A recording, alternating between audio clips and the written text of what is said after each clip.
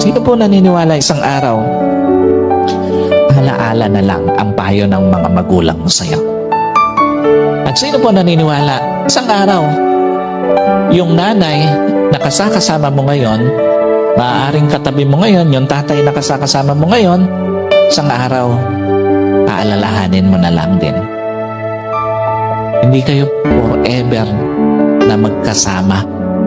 Kaya nga, lahat ng magulang hanggat kasama pa yung anak, gagawin ng lahat. Ipapayo lahat ng mabuti, paaalalahanan ng anak kasi alam niya, isang araw, iiwan niya yung kanyang mga anak. Isang araw, hindi lang payo ng mga magulang mo ang magiging alaala. Kahit magulang mo isang araw, magiging alaala na lang sa buhay mo.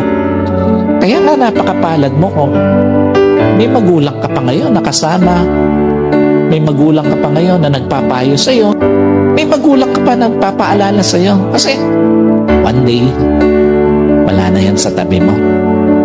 Yung mga payo niya, alaala na lang din sa buhay mo.